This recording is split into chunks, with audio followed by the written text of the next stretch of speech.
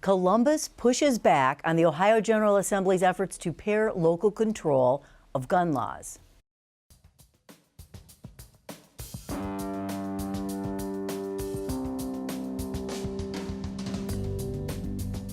Joining us on Columbus on the Record this week, Jesse Balmert, State House reporter for the Cincinnati Enquirer, Joe Ingles, State House reporter for Ohio Public Radio, Sam Gresham of Common Cause Ohio, and Michael Miller, former Franklin County prosecutor.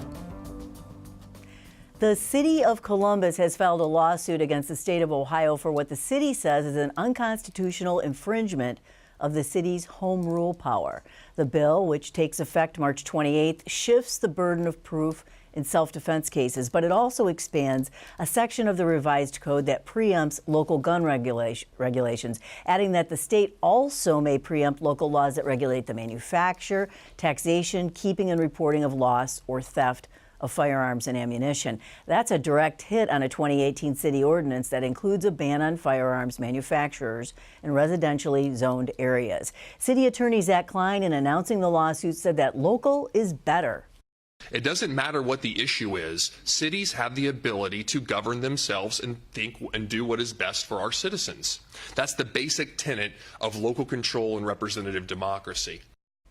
Michael Miller, as a former county prosecutor, is there an argument to be made for the state preempting these kinds of laws? There is. I mean, there's arguments to be made both ways on it. The state passes the felony laws, and you can't have something that's more than that.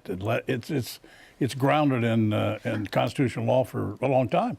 I don't know how this is going to be come out. I think it's a good argument for the city. I frankly kind of hope they win, because I don't like the law at all, particularly this thing that you mentioned earlier on the changing of the self-defense argument. I mean, my whole life, not that things don't need to change, but the burden has been on the defendant, who argues proof beyond a reasonable doubt that he argues he's insane by preponderance of the evidence. Now, to turn this around, insanity or self-defense, and say that the burden is on the prosecution to prove self-defense was not an issue beyond a reasonable doubt. I mean, I think it's the gun lobby, basically, what's done it, and I think it's just crazy.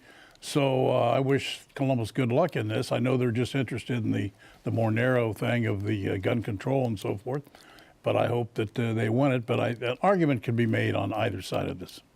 You know, the root issue here, they say the lawsuit's actually about the authority of local zoning. They're not talking about the gun law. They're saying that it's preempting local zoning laws, and it's not the only example, Joe Ingles, of this Ohio General Assembly butting in on the locals. Sure, if that was the case, we wouldn't have the law that went into effect that said you can't have a Grove City. They made that law about the pet stores, and the pet stores couldn't have puppies from Petland, right? And so the General Assembly comes back, and a couple of years ago, they put through a law and says, well, you can't do that. You can't regulate that. So, I mean, there are many, many times that the General Assembly has come back and said that home rule doesn't fit, that you can't do that. And this is one of them. The thing that's different this time is having a gun and Second Amendment rights are very important because they're in the Constitution. So because that's in the Constitution, the lawmakers feel like they're protecting the rights of Ohioans to carry guns and be able to have guns and use guns as they are allowed under the Constitution. But ultimately, does the issue matter beyond the root cause? No, I think Joe's right. There's a series of things that the environmental stuff that they did. The fracking. The fracking, all that stuff. They just made all sorts of. But if you read the Constitution in Article 18, it specifically says that the cities have rights, and I'm paraphrasing here, have rights to make rules that are germane to them. So it is in the Constitution that it should be like this, but somehow the General Assembly's constantly found a way to skirt this.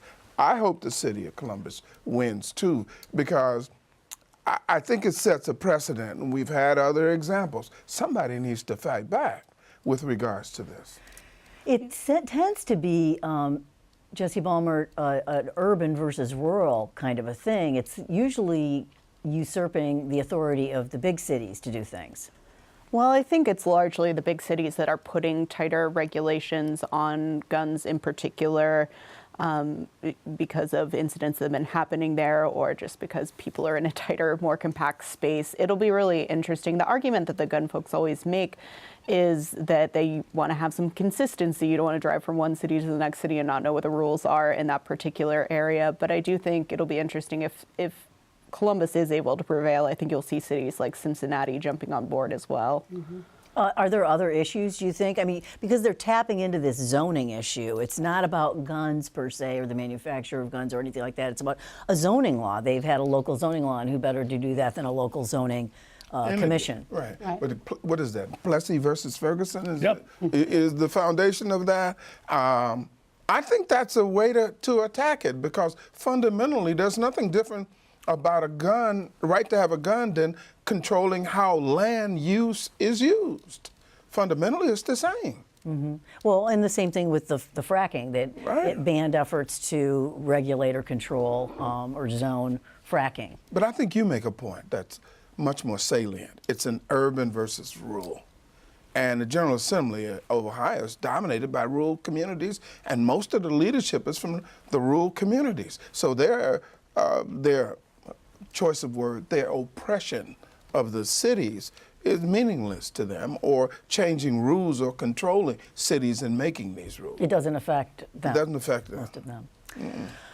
Okay, well, Democratic presidential hopefuls for 2020 are betting on bold. Many of the 15 or so are calling for Medicare for all, expanding the Supreme Court, and reparations for slavery. Massachusetts Senator Elizabeth Warren this week, during a CNN town hall, floated a plan to ditch the Electoral College. My view is that every vote matters. And the way we can make that happen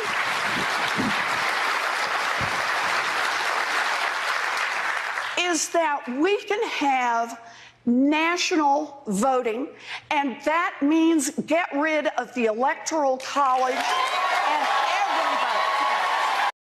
All right, so Sam Gresham, the Electoral College has been around forever.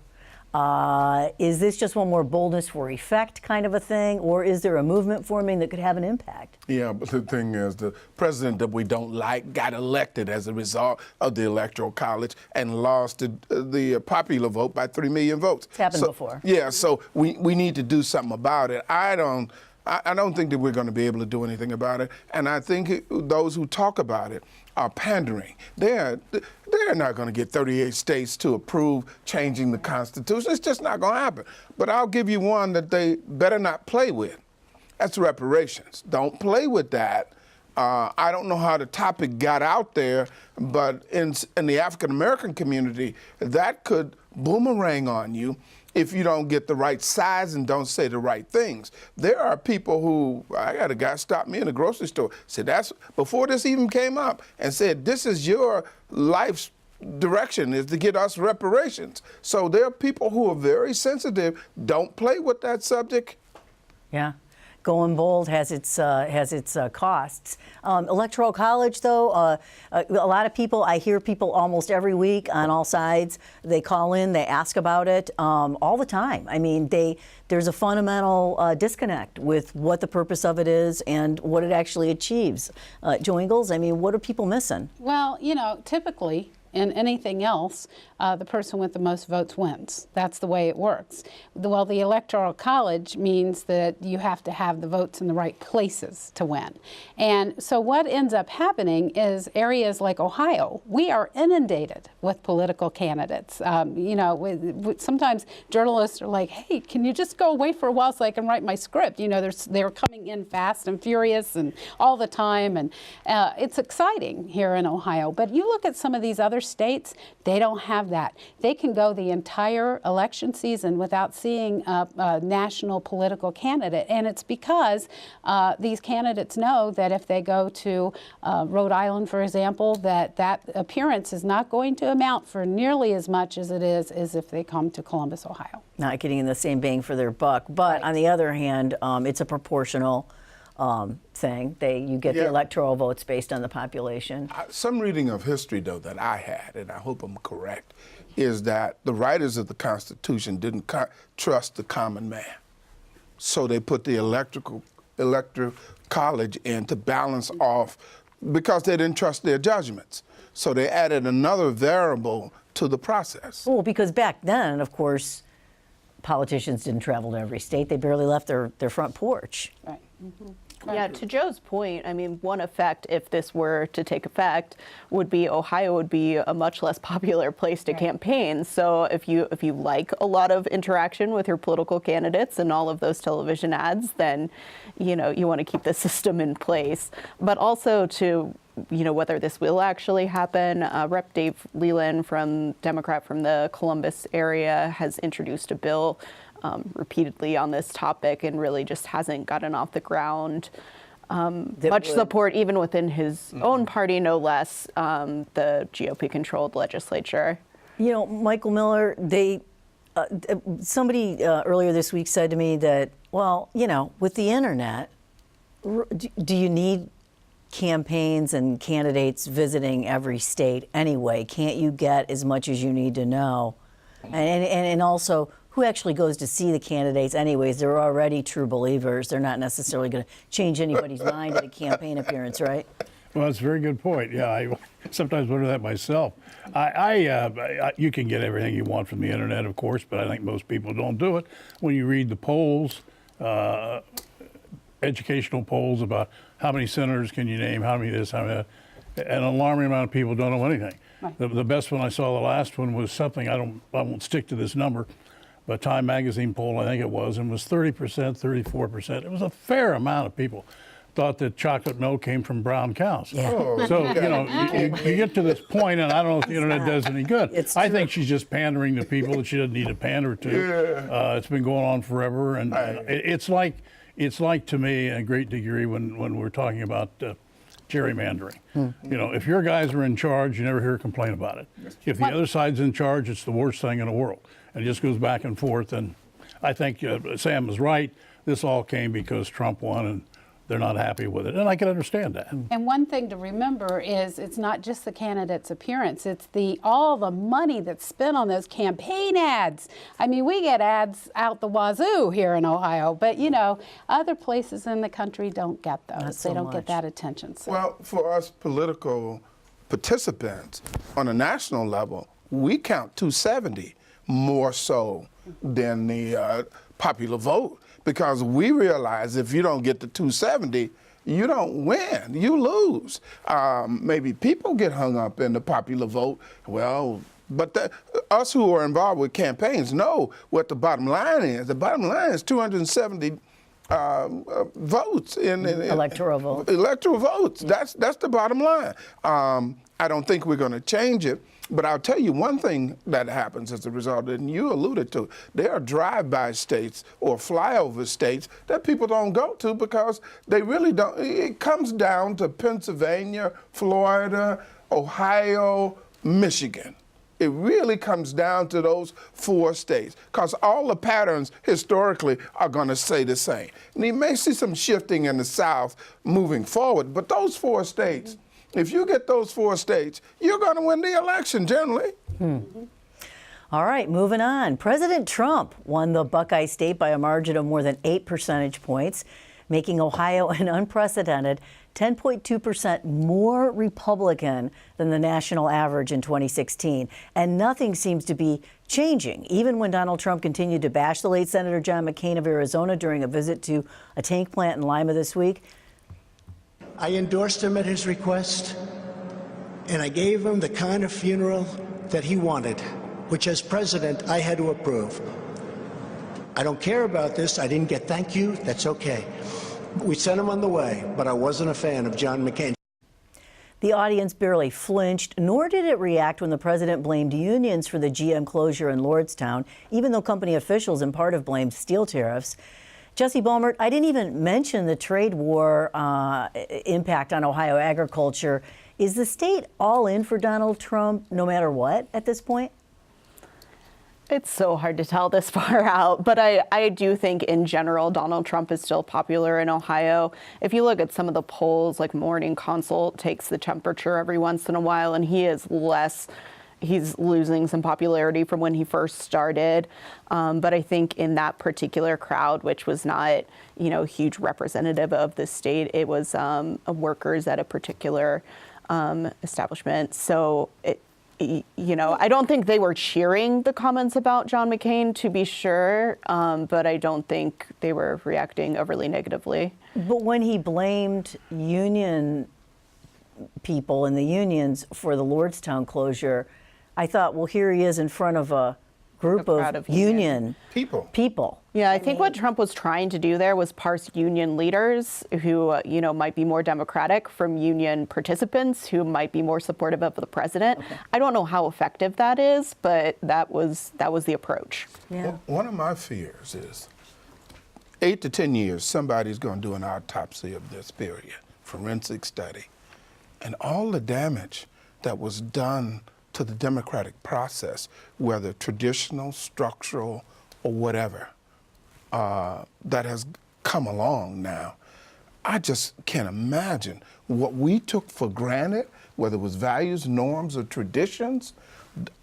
They've been obliterated, most of the rules.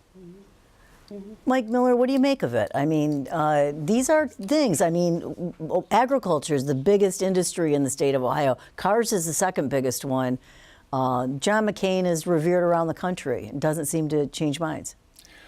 He is, as Churchill once said about the Soviet Union, I think a mystery wrapped in an enigma, and a riddle was in there someplace too. And that's the way the president looks to me. I mean, I go back during the election, or during the primary, I guess, in 2016, and he jumped on John McCain, and we've all seen it. I like my heroes not captured as supposed. And I thought to myself, well, that's a death knell for this guy. He is, the poll came out 2 or 3 days, he went up. Yeah. I mean, I cannot explain it at all. And I think Jesse's right when he talks about his strength in Ohio is still there. It seems like he's bulletproof against a lot of things that I would think normal politicians, which obviously he is not one, would be fractured by some of these things. But he seems to be bulletproof or Teflon or however you want to put it. Nothing seems to happen. Mike is right, but he keeps stumbling over so many rocks that one day, just because he stumbles over rocks, he's going to hit one. And when he hits that mother lode, it's the death knell for him. And if he would just back up and stop and not kick so many rocks over, maybe he would be better off. Well, if I had a dime for every time someone said death knell, slash Donald Trump. The real thing about Trump, though, is the people who love him, they love him. And they don't really care what he says or what he does. He said he could shoot someone in the middle of Fifth Avenue, and his people, and he's right. I think he's right. I mean, he's right too. But the thing is that every time that these kind of things happen, and particularly, you think about speaking ill of John McCain, someone who's passed on. Most of us were raised as children with a respect for people who have passed on, and you don't talk about people in a negative way after they've passed on because it's just not right. Most of us were raised that way.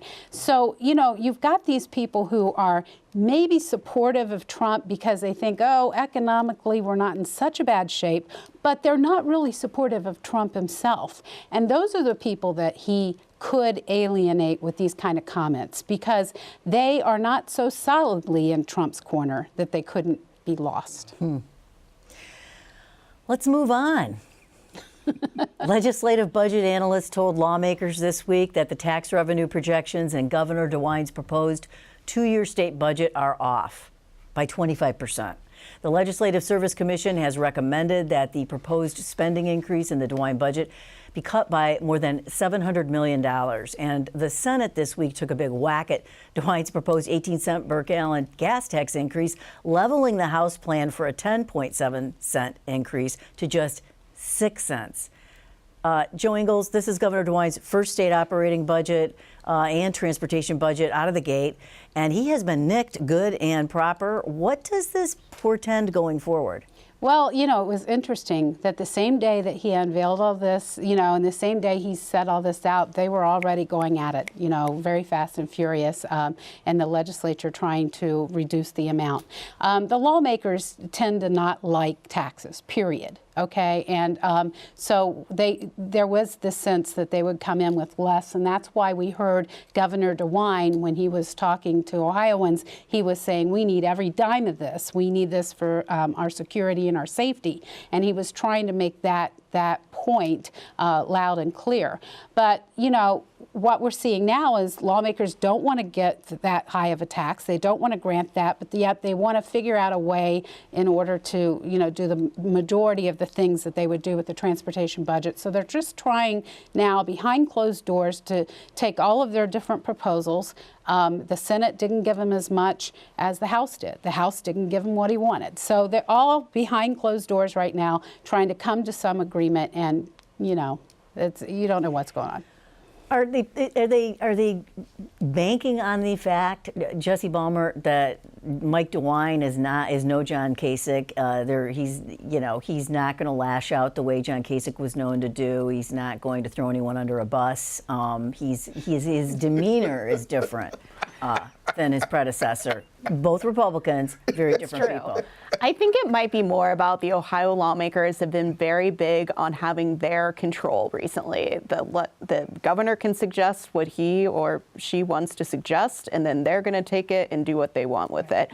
They got very used to doing that with John Kasich's ideas, things like increasing the severance tax, expanding the sales tax to services, just never got off the floor with the GOP legislature. So I think they were going to do this to Mike DeWine regardless, but I think it might be an education for Mike DeWine that the lawmakers are not just going to go along with him because he's a new governor. Well, yeah, and Mike Miller, I mean, what do you make of that? I'm kind of thinking about the fact that no taxes. One lawmaker said last week, maybe from the House, that this isn't our job to make sure all the roads are fit to drive on in the state of Ohio. And I thought, and when the Columbus Dispatch came out with an editorial, they said, well, actually, yeah, it's your job. I mean, what do you make of this right now? The no taxes ever? I don't know. I think Jesse's right when she talks and says that it's just the legislature showing their muscle or something and making sure that the governor knows that they're there and have a lot of power and so forth. That's the only thing I can figure. But again, that seems to be the political world we live in now. Here we got a Republican governor, Republican legislature, Everything. And they keep, fighting, and there's no easy road to anything anymore. What is it? Absolute power corrupts absolutely. Absolutely, yes. And that's where we are. You usually end up, when Democrats had the majority, they ended up fighting among themselves over little issues. So there may be something to that. I think it surprised the governor. I'm going to really be honest with you. I don't think he was ready for this, what Jesse describes as the independence or the flexing of the muscles of the General Assembly towards the governor. I don't think he was ready for that. I thought they'd play ball. I thought they did a good job. They floated 28%. We all knew 28% wasn't going to fly. But we thought somewhere between 12 and 18% would work, and that he had a good strategy moving forward. I don't know what it is. Now, I'm going to say this to you. There's a guy named Brownback. You ever heard of this guy called Brownback from Kansas? Oh. Yeah, and Sam. he came in with a program, and when he finished that state, they got rid of him because of all of his cutting that he tried to do. We're in a very precarious state now, and people don't want to talk about it. Most of the state's revenue comes from sales tax right now. Sales tax. Whoever thought that would be today? And it's highly regressive.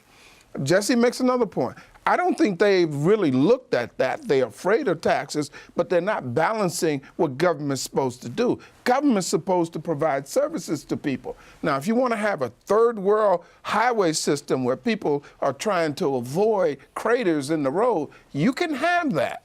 And there are some streets in Ohio and in Columbus that's true. Now, whether you want to continue that, I don't think so. I think it looks bad. I think it's dumb. But in the end, I think they'll find a way to get through this. They will find a way. Okay, it's time to find our way through our final off-the-record parting shots. Michael Miller, you're first. In 1965, I lived in New York City, and they had a wonderful primary for mayor between Bill Buckley and John Lindsay and a few Democrats out there, and people from the Naked Party and the Vegetarian Party. Hey, it was great. It was the best thing I'd ever seen. But I think the Democrat primary coming up here in the months to come is going to be fantastic. There won't be 20 people in it, but there'll be enough that I don't think I'm ever going to miss a televised edition. It's going to be fun. I totally agree. Sam Gresham?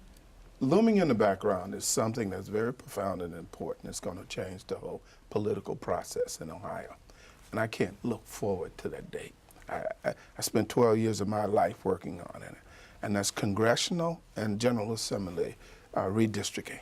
It is upon us, ladies and gentlemen. This is 19, 20, 21. It will go. All this that we're doing now will change, and I look forward to it. Joe Ingles.